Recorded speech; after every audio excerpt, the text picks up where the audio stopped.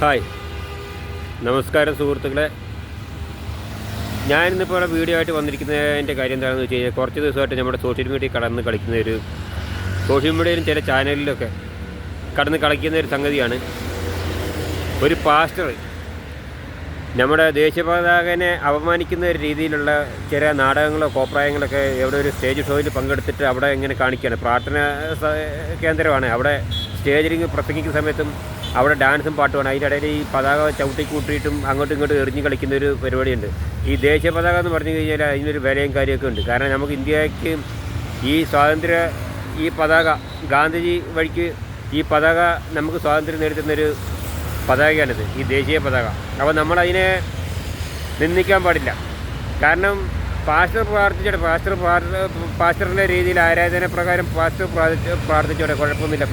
Pastor എന്നല്ല ആരായാലും, ഇപ്പോൾ ബന്ദിക്കോസ് ആയാലും ക്രിസ്ത്യാനി ആയാലും ഹിന്ദു ആയാലും മുസ്ലിം ആയാലും ഒക്കെ അപ്പോൾ എല്ലാവരും അവരവരുടെ രീതിയിൽ ഈശ്വരനെ പ്രാർത്ഥിക്കുന്നുണ്ട്. ഈശ്വരൻ എന്ന് പറയുന്ന ഒരാളേ ഉള്ളൂ. അപ്പോൾ പല മതത്തിലും പല രീതിയിൽ പല പേരുകളിലാണ് ഈശ്വരനെ ആരാധിക്കുന്നത്. കുഴപ്പമൊന്നുമില്ല, അത് നല്ല കാര്യമാണ്. പക്ഷേ ഇയാൾ ഈ പാസ്റ്ററുടെ വില കളയാനായിട്ട് നിൽക്കുകയാണ്. അയാളത് ചെയ്യേണ്ട കാര്യമൊന്നുമില്ല. അയാൾ ഈ ദേശീയ പതാക എടുത്ത് അങ്ങോട്ടും ഇങ്ങോട്ട് എറിഞ്ഞ് കളിക്കുക, ചവിട്ടി കളിക്കുക.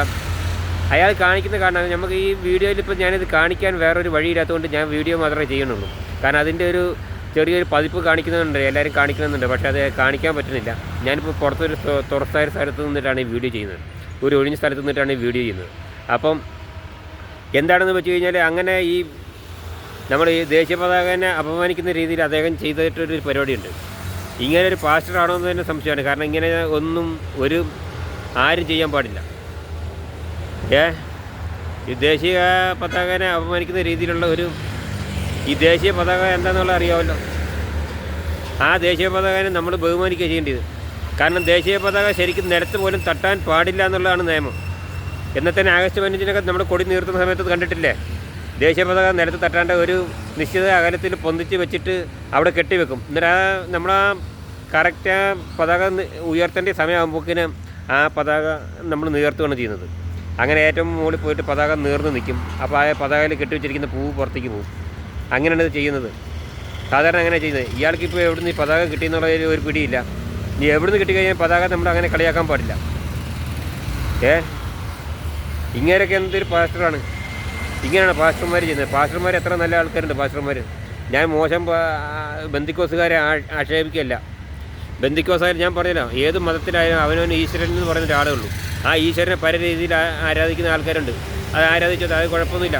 പക്ഷേ ഈ പരിപാടി ചെയ്യാൻ പാടില്ല. ഇങ്ങേര് ഇനിയെങ്കിലും ഇത് കണ്ട് മനസ്സിലാക്കി വെക്കുക. ഇങ്ങേര് വിചാരിക്കുന്നുണ്ടാവും ഇത് ആരും അറിഞ്ഞിട്ടില്ല. പക്ഷേ ഇത് സോഷ്യൽ മീഡിയയിലും എല്ലാ ചാനലുകളും വന്നിട്ടുണ്ട്.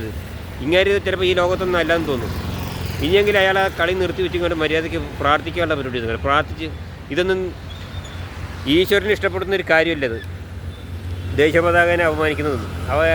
പുള്ളിയുടെ പുള്ളി ഇത് നല്ല പരിപാടിയാണ് ചെയ്യുന്നതെന്നുള്ളതാണ്. ഏറ്റവും ബോറ് പരിപാടിയാണ്. കാരണം അദ്ദേഹത്തിൻ്റെ വില അദ്ദേഹത്തിൽ നിന്ന് തന്നെ കളയാണ്. സമൂഹം അദ്ദേഹത്തെ ഒറ്റപ്പെടുത്തും. പക്ഷേ അദ്ദേഹത്തിന് അത് മനസ്സിലാക്കാനുള്ള കഴിവില്ല. എന്താ ഇങ്ങനെ ഈ നാടിൻ്റെ അവസ്ഥ എന്താണ്? ഇങ്ങനെയാണ് ഒരു പാസ്റ്റർ ചെയ്യുന്നത്. പാസ്റ്റർ ആരായാലും ഞാൻ പറഞ്ഞല്ലോ. അപ്പോൾ അത് ചെയ്യാൻ പാടില്ല. ശരി, എന്നാൽ ഇത് കുറേയെങ്കിലും ഒരു ബോധം വേണം. ഇത് പറഞ്ഞ് നിർത്തുകയാണ്. ഞാൻ വൈൻഡപ്പ് ചെയ്യണം. പറയാനാണ് ഒരുപാട് പറയാനുണ്ട്, പക്ഷേ പറയുന്നില്ല.